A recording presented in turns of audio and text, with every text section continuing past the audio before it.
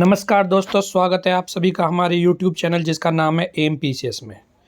दोस्तों, जैसा कि आप सभी को ज्ञात है कि अपने इस डिस्कशन के माध्यम से हम जनसत्ता अथवा दैनिक जागरण अखबार के ऐसे संपादकीय लेखों का डिस्कशन करते हैं जो हमारे UPSC अथवा PCS मेंस एग्ज़ाम के पॉइंट ऑफ व्यू से बहुत इम्पोर्टेंट रहते हैं। और जैसा कि आप सभी को यह भी ज्ञात है कि वर्तमान में लोकसभा चुनाव चल रहे हैं। ठीक है, आज लोकसभा चुनाव का 7वें चरण का मतदान है। इसीलिए जो मतदान से रिलेटेड मुद्दे हैं वो प्रकाश में हैं। तो इस बार बहुत हद तक संभावना है कि GS पेपर 2 में आपको मतदान से संबंधित, चुनाव आयोग से संबंधित इस तरह का कोई ना कोई एक प्रश्न अवश्य एग्ज़ाम में देखने को मिलेगा। तो दोस्तों, आज जिस टॉपिक पर हम डिस्कशन करने जा रहे हैं उसमें राइटर ने एक सलाह दी है कि मतदान को नागरिक कर्तव्यों में शामिल किया जाए। तो क्या है राइटर का दृष्टिकोण, इसे देखेंगे। क्या पॉइंट्स हैं हमारे एग्ज़ाम पॉइंट ऑफ व्यू के लिहाज से महत्वपूर्ण बिंदु, उन्हें भी हम देखेंगे। लेकिन उससे पहले आप लोगों से रिक्वेस्ट है कि जो लोग हमारे चैनल पर नए हैं वो जल्दी से जल्दी हमारे चैनल को सब्सक्राइब करें, बेल आइकन अवश्य दबाएं ताकि जैसे ही कोई नई वीडियो चैनल पर अपडेट हो उसकी सूचना आपको तुरंत प्राप्त हो सके। और अगर आपकी कोई प्रतिक्रिया है, अगर आपका कोई सुझाव है तो कमेंट के माध्यम से हमें अवश्य बताएं। अपने दोस्तों के साथ शेयर भी अवश्य करें। तो दोस्तों, शुरुआत करते हैं अपने डिस्कशन की। तो दोस्तों देखिए, राइटर का कहना है और हम सब भी इस बात से वाकिफ़ हैं कि जो आम चुनाव के आरंभिक चरण हुए थे उनमें जब मतदान को लेकर चुनाव आयोग द्वारा आंकड़े जारी किए गए, अंतरिम आंकड़े, तो उसमें कम मतदान की जो एक रुचि थी लोगों में वो देखी गई। क्योंकि जो पिछला लोकसभा चुनाव हुआ था शुरुआती चरणों में, इस बार उससे कम मतदान देखने को मिला। ऐसा इसलिए भी हुआ क्योंकि इस बार मौसम बहुत ज़्यादा गर्म है। ठीक है, लेकिन राइटर ये कह रहे हैं कि मतदान जैसे विषय में लोगों को जागरूक करने के लिए चुनाव आयोग ने बहुत से जागरूकता अभियान चलाए। स्वयं प्रधानमंत्री द्वारा मतदान के लिए अपील भी की गई और विभिन्न संगठन और समाज के प्रबुद्ध वर्ग, चाहे वो सोशल मीडिया के इन्फ्लुएंसर हों या फिल्मी जगत के सितारे हों, उनके द्वारा भी मतदान को लेकर जन जागरण का एक मुद्दा उठाया गया। ठीक है, लेकिन उसके उपरांत भी जो कुल मतदान प्रतिशत है वो उत्साहजनक नहीं रहा। ठीक है, ये हालिया प्रकरण था जिसके लिए उसके बाद से राइटर ने ये सिफारिश किया कि उसे मूल कर्तव्यों में या नागरिक कर्तव्यों में मतदान को शामिल करना चाहिए। ठीक है, चलिए देखिए, व्यापक मतदान अगर होता है ना, राइटर कह रहे हैं कि अगर व्यापक मतदान है तो ये एक तरह से लोगों में लोकतंत्र की स्वीकार्यता को सिद्ध करता है ना। व्यापक मतदान से लोकतंत्र की स्वीकार्यता, सशक्तता और गतिशीलता, ये सब क्या है, दिखती हैं। ठीक है, और इन लक्ष्य को प्राप्त करने के लिए हमें सार्थक कदमों की आवश्यकता है। लोकतंत्र की अगर हम बात करें, जो भारत या शासन पद्धति में लोकतांत्रिक व्यवस्था को अपनाया गया है, तो लोकतंत्र क्या है, देखिए, अधिकतम लोगों का प्रतिनिधित्व सुनिश्चित करना। अगर कम मतदान होगा तो वो अधिकतम लोगों का तो प्रतिनिधित्व है ही नहीं, है ना। तो कम मतदान द्वारा लोकतंत्र की जो भावना है, कौन सी, कि अधिकतम लोगों का प्रतिनिधित्व सुनिश्चित किया जाए, वो कहीं ना कहीं उस पर प्रश्न चिन्ह लगता है। और मतदान को अगर देखा जाए तो यह लोकतांत्रिक प्रक्रिया का मूल आधार है, मतदान, क्योंकि इसी के माध्यम से लोग अपना जो प्रतिनिधि है उसको चुनते हैं, है ना। और लोकतांत्रिक प्रक्रिया में नागरिकों का दृढ़ विश्वास और गहरी आस्था का परिचायक होता है मतदान। अगर मतदान कम होगा तो इसका मतलब ये है कि लोकतांत्रिक प्रक्रिया में कहीं ना कहीं नागरिकों का या तो विश्वास नहीं है या आस्था नहीं है ना। और ऐसी स्थिति में लोकतंत्र के जो आधारभूत मूल्य हैं ना तो उन्हें सुरक्षित रखा जा सकता है और ना ही वो विकसित अथवा परिपक्व हो सकते हैं। ठीक है, तो लोकतंत्र के लिए लोकतंत्र के मूल आधार को सुदृढ़ बनाने के लिए और लोकतंत्र की जो मूल भावना है कि अधिकतम लोगों का प्रतिनिधित्व सुनिश्चित किया जाए, उसके लिए यह आवश्यक है कि अधिक से अधिक मतदान लोग करें, मतदान का प्रतिशत अधिक से अधिक हो, है ना। लेकिन जब कम शुरुआती चरणों में जब कम मतदान की रुझान सामने आए, तो राइटर ये कह रहे हैं कि कुछ थिंक टैंक है ना, कुछ थिंक टैंकों ने यह सुझाव दिया कि पश्चिमी देशों को उदाहरण देते हुए यह सुझाव दिया कि भाई मतदान को अनिवार्य बना दिया जाए। लेकिन मतदान को अगर अनिवार्य बना दिया जाता है तो देखिए ये तो लोकतंत्र की मूल भावना के विरुद्ध ही हो गया, क्योंकि लोकतंत्र में व्यक्ति की एक इच्छा, व्यक्ति की को आज़ादी है ना, और व्यक्ति को जो स्वतंत्रता है वो संविधान के मौलिक अधिकार में दी गई है, संविधान के अनुच्छेद 19 में, जिसमें अपनी अभिव्यक्ति की आज़ादी है। अभिव्यक्ति की आज़ादी में अपने जो अभिव्यक्ति है उसको व्यक्त ना करने का अधिकार भी शामिल है।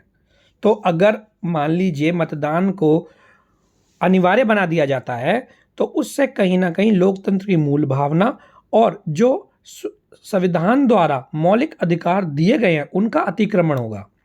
दूसरा एक बिंदु ये भी होगा कि अगर मान लीजिए मतदान को अनिवार्य बनाया जाता है और बहुत सारे लोग मतदान नहीं करते, तो उनके खिलाफ कुछ ना कुछ सरकार को कदम उठाने होंगे। अब भारत की विशाल जनसंख्या को देखते हुए ये जो कदम होगा, क्या मतदान को अनिवार्य बनाने वाला, ये व्यवहारिक नहीं होगा, बिल्कुल भी व्यवहारिक नहीं होगा, क्योंकि संयुक्त राष्ट्र जनसंख्या कोष के अनुसार भारत की जो जनसंख्या है वो एक टोटल जनसंख्या वो 144 करोड़ है।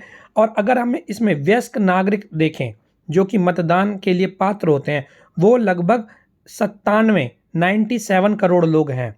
तो इतनी बड़ी जनसंख्या पर निगरानी रखना कि किसने अपने मतदान का प्रयोग किया है और किसने नहीं, तो यह अपने आप से एक व्यवहारिक निर्णय नहीं होगा। लेकिन राइटर ये कह रहे हैं कि मतदान को अनिवार्य बनाने से अच्छा ये होगा कि हम उसे मूल कर्तव्यों में शामिल किया जाए, क्योंकि देखिए आज का जो समाज है, आज का जो प्राकृतिक परिवेश है, सामाजिक है ना, वो बहुत ज़्यादा बदल गया है। तो आज मूल कर्तव्यों को अद्यतन करना भी जरूरी है। क्यों? क्योंकि देखिए पहले जब चुनाव होते थे तो लोगों के पास पर्याप्त समय होता था, है ना, लोगों को अपने ज़्यादातर जनसंख्या ग्रामीण होती थी और लोगों के पास समय भी पर्याप्त होता था और वे अच्छे से जाके मतदान करते थे। लेकिन आज क्या है, बहुत सारे लोग नौकरी के लिए, रोजगार के लिए अथवा शिक्षा के लिए दूसरे शहरों में जाते हैं, तो उनके लिए मतदान के लिए वापस आना बहुत मुश्किल होता है ना। तो इस तरह की चीज़ें ये हैं जिससे परिदृश्य अगर बदल गया है तो मूल कर्तव्यों को भी अद्यतन करना जरूरी है। और मूल कर्तव्य में हम क्या एक चीज़ को समाहित कर सकते हैं कि मतदान को मूल कर्तव्यों के अंतर्गत समाहित किया जाए। अब राइटर ये कह रहे हैं, देखिए मतदान बढ़ाने के लिए अगर आप मतदान को अनिवार्य बनाएं, उससे अच्छा तो ये होगा कि हम उन कारणों की पड़ताल करें जिसके कारण कम मतदान हो रहा है, और उन कारणों की पड़ताल करने के बाद, उन कारणों को चिन्हित करने के बाद उनका व्यावहारिक समाधान भी करें, है ना। और मूल अधिकारों की जगह, कुछ लोगों ने यह भी कहा कि मूल अधिकारों में डाल दिया जाए, तो मूल अधिकारों की जगह अथवा मतदान को अनिवार्य बनाने की जगह ये बेहतर विकल्प होगा कि मतदान को मूल कर्तव्यों में शामिल किया जाए। अब देखिए बहुत से ऐसे कारण हैं जिसके कारण मतदान कम होता है और क्या क्या उसके उपाय हो सकते हैं, राइटर वो आगे बता रहे हैं। देखिए पहला कारण क्या है कि जैसा भी हमने ऊपर डिस्कस किया कि रोजगार या शिक्षा के चलते गांव या शहर से दूर लोग अन्य स्थान पर अस्थायी रूप से रहते हैं। और उदारीकरण 1991 के बाद जब उदारीकरण की प्रक्रिया देखी गई तो उसके बाद से लोगों का प्रवास भी बहुत बड़ी मात्रा में हुआ। तो अब ऐसे लोगों के लिए मतदान के लिए गांव में या घर में आगमन संभव नहीं हो पाता। क्योंकि उसके दो बड़े कारण हैं। देखिए पहली तो मतदान के लिए वो अवकाश लें, ये अपने आप में एक बड़ी समस्या होगी, क्योंकि प्रत्येक व्यक्ति ये सोचता है कि अपने अवकाश को अपने कार्यों के लिए इस्तेमाल किया जाए। और दूसरी चीज़ ये है कि मतदान के लिए किराया भाड़ा लगाकर मतदान केंद्र तक पहुंचना, ये भी अपने आप में एक बड़ी चुनौती है, क्योंकि बहुत सारे मजदूर होते हैं, बहुत सारे श्रमिक होते हैं, है ना, बहुत सारे छोटे नौकरी पेशे वाले लोग होते हैं। अतः वो धन संसाधन लगाकर, किराया भाड़ा लगाकर, छुट्टी लेकर वोट डालने जाएंगे, इसकी संभावना बहुत कम नज़र आती है। तो जो अतः राइटर ये कह रहे हैं कि बहुत सारे लोग तो मतदान में असमर्थ हैं, क्योंकि वो प्रवास कर गए हैं, चाहे वो रोजगार के चलते, चाहे वो शिक्षा के चलते। अतः ये भी एक बड़ा कारण है। अब राइटर ने ये कहा कि सैन्य और अर्धसैनिक बलों को अपने कार्यस्थल से ही मतदान की सुविधा होती है, तो ऐसा सभी प्रवासी मतदाताओं के लिए भी ऐसी अगर हम सुविधा उपलब्ध कराने के लिए कोई विकल्प पर विचार करें, कोई व्यवहारिक समाधान देखें, तो कहीं ना कहीं मतदान में बढ़ोतरी होगी। दूसरी चीज़ राइटर ये कह रहे हैं कि देखिए, मतदान के महत्व से ना बहुत सारे लोग अनभिज्ञ होते हैं। उनको मतदान करने से या ना करने से कोई फ़र्क नहीं पड़ता। उनका ऐसा मानना है कि भाई हमारे मतदान करने से या ना करने से, एक वोट से, या परिवार में 4-5 लोग हैं तो उन 4-5 वोट से कोई फ़र्क नहीं पड़ेगा, जहाँ की आबादी करोड़ों में है ना। तो कुछ लोग अनभिज्ञ होते हैं मतदान के महत्व से, इसलिए भी वो लोग चुनाव में भाग नहीं लेते। दूसरी चीज़, कुछ लोग संदेहवादी होते हैं, उन्हें ना तो ईवीएम पर भरोसा होता है और ना ही चुनाव आयोग पर। वो ये सोचते हैं कि सब कुछ पहले से फिक्स है ना, तो वो भी अपने मतदान अधिकार का प्रयोग नहीं करते हैं।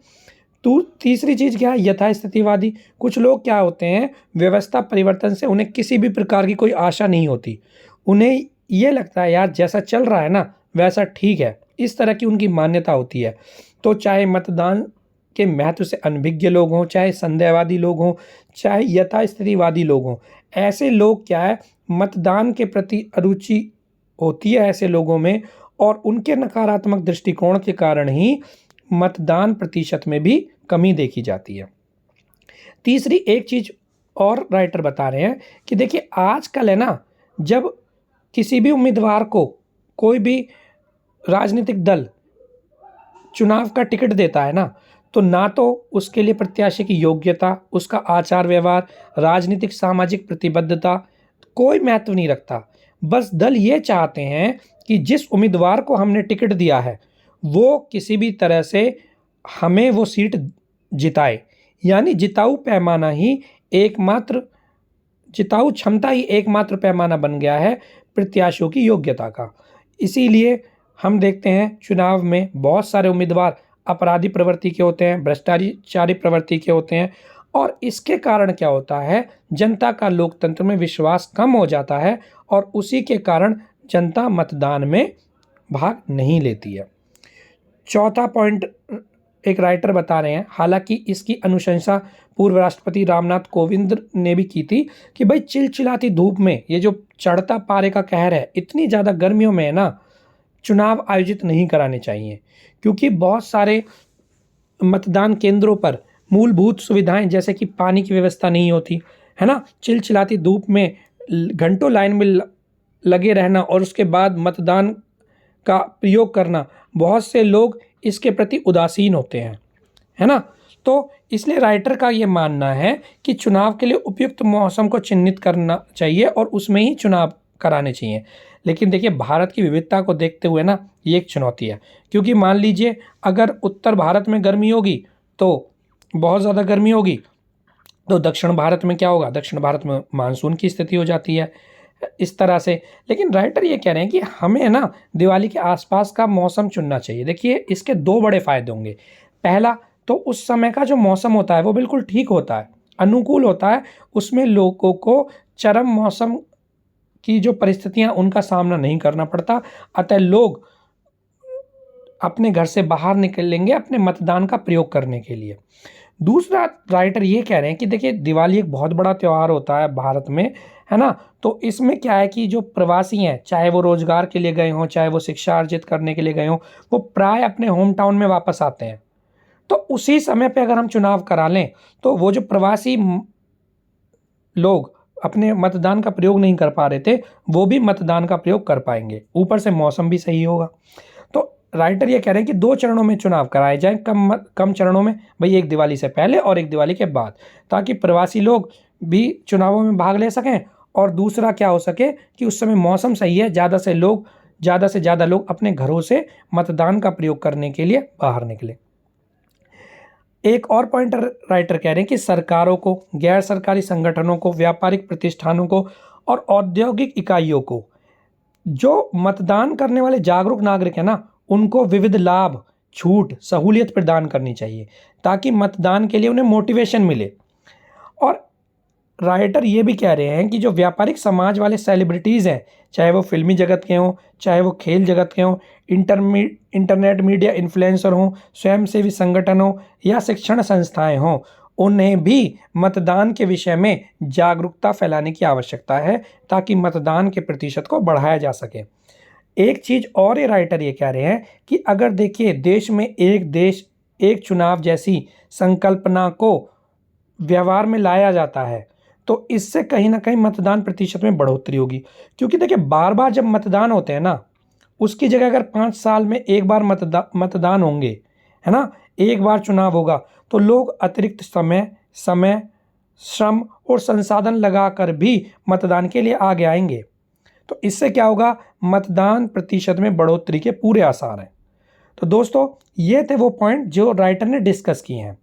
मैं यहाँ पर एक चीज़ और आपको बताना चाहूँगा। देखिए हमारे चैनल पर जीएस पेपर 2 की प्लेलिस्ट में अगर आप जाएंगे तो वहाँ आपको एक वीडियो मिलेगी, फ्री एंड फेयर इलेक्शन। वहाँ भी हमने बहुत सारे ऐसे मुद्दों की चर्चा की है कि जिससे मतदान प्रतिशत बढ़ाया जा सकता है। तो कुछ पॉइंट हमने यहाँ डिस्कस कर लिए हैं, कुछ उस वीडियो में डिस्कस कर लिए हैं। अगर आप दोनों वीडियो को देखते हैं और उनसे नोट्स बनाते हैं, या जिन लोगों ने पहले नोट्स बनाए हुए हैं वो इस वीडियो के जो अतिरिक्त पॉइंट हैं उनको वहीं समाहित कर लें, ताकि जो कम मतदान का जो मुद्दा है जीएस पेपर 2 के लिए, उससे संबंधित सारे बिंदु आपके कवर हो जाएं और एग्ज़ाम हॉल में आपको विचार या सोचने के लिए समय की आवश्यकता ना पड़े और आप ज़्यादा से ज़्यादा बिंदुओं को वहाँ पे पॉइंट आउट करें। तो दोस्तों ये थी हमारी आज की डिस्कशन। अभी मतदान जैसे जो हमारा ये मुद्दा है, इसमें देखिए एक टॉपिक और बचता है, 1 नेशन 1 इलेक्शन। जल्दी से हम उसे भी कंप्लीट करेंगे और उसके बाद जो ये चुनाव का या मतदान का मुद्दे को लेकर जितने भी प्रश्न बन रहे हैं वो लगभग हमारे कंप्लीट हो जाएंगे। तो दोस्तों जल्दी मिलेंगे आपसे एक नए टॉपिक के साथ। तब तक अपना और अपने परिवार का ध्यान रखिए। इस चिलचिलाती गर्मी में पक्षियों के लिए और पशुओं के लिए पानी की व्यवस्था ज़रूर कीजिए। पढ़ते रहिए और अपने सपनों की तरफ बढ़ते रहिए। जल्दी आपसे मुलाकात होगी एक एग्ज़ाम के लिए बहुत ज़बरदस्त टॉपिक के साथ। तब तक जय हिंद।